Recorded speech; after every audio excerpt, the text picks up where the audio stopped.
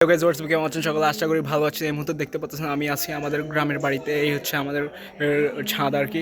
ওখানে হচ্ছে আমার জেঠিদের ছাদ, এখানে হচ্ছে আমার আরেকটা জেঠিদের ছাদ। ওখানে জঙ্গলগুলো দেখতে পাচ্ছেন, ওখানে আরেকটা জেঠিদের ছাদ হবে ইনশাল্লাহ ভবিষ্যতে। এখন আমার মাথা খুবই গরম হয়ে আছে, তা আমি কতগুলা ডাব একসাথে কাইটটা খাই ফেলছি। এখন ঘরের মানুষ তো নারাজ, আমি ওনাদের জন্য কোনো ডাব রাখিনি। এবার আমি কী করবো? আমার তো কিছু করার নাই, আমার তো মাথা অলরেডি হট করেইছে কিছু হন্যিরোলা। অলরেডি আমার 50 টাকা বাকি, কিছু 50 টাকা, কিছু ছেলে আমার থেকে 50 টাকা পায়। কট করেইছে। কট করার একমাত্র কারণ আমার সেডার প্লেয়াররা। আস্তে ফিরুল্লাহ, আমি একটু রং বলে ফেলছি, কিছু বাজে প্লেয়াররা কসু খেলছে ভাই, কসু।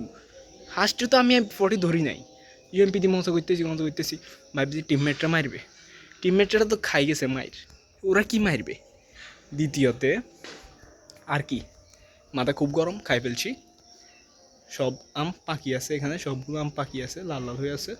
হতে পারে আপনারা দেখবেন। এখন আমাকে ছাদে পাঠানো হয়েছে, কিছু আচার রাখছে জেঠিদের আচারগুলা ছাদ থেকে নামিয়ে রাখার জন্য। কারণ কি, জেঠিরা বাড়িতে নাই, কোথায় গেছে? জেঠিদের চাচাতো ভাই নাকি মারা গেছে, ওখানে গেছে।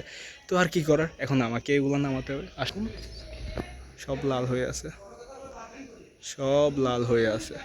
ওকে, আর কি করার, এখন এগুলো নামাই। ওকে, জেঠি, মাত্র জেঠি আছে, জেঠি ছেলে আছে, আর জেঠু তো বিদেশে থাকে। জেঠি মাশাল্লাহ এলে কতগুলো আচার বানাইছে, এখান থেকে এইটুকু পর্যন্ত দেখেন মাশাল্লাহ।